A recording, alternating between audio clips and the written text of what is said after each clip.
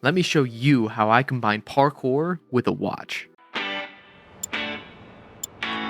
Dave had reached out to me again for another watch commercial, and he said that he wanted this watch to appeal to the younger audiences. I've noticed that there's been a lot more parkour and stuff going on in a lot of commercials nowadays, and it seems to be kind of the thing. And I have big connections to professional athletes in the parkour space. Would you be interested in letting me do a parkour ad for you? And he was like, yeah, sure, go for it. He said, yeah, just let me see the video if you make it, and then we'll decide from there if I want a different one or not. So I reached out to my friend Rudy Better, really amazing athlete, really amazing guy. I reached out to him. I was like, hey man, how would you like to be in a commercial?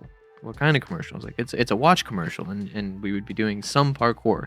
Maybe not a lot, probably more running, but we'll be doing some parkour. He's like, yeah, all right, I'm in. I set up the date to go and shoot after I got the shot list and everything. I sent that shot list over to Dave, and I sent it over to Rudy, and I was like, hey, you guys just look this over, let me know what you think. And they both loved it. They're like, all right, let's do this. What ended up happening was more of a lot of walking around to try and figure out what to do where and how to show the watch off with the parkour moves. So I had a general idea of at least how I wanted the video to flow, and then I ended up making it happen in the actual shooting. This was sort of when I learned something very important.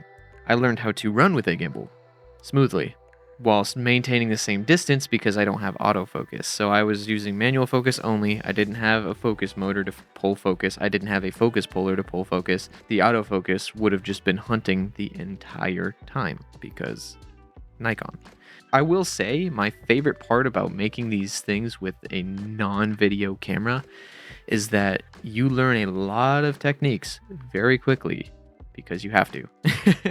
If you know how to do the fundamentals, you can make any camera work. So we were running around Charlotte, literally, shooting for the watch commercial, got all of the shots, and then I told Dave, I was like, hey, yeah, so I just got done shooting.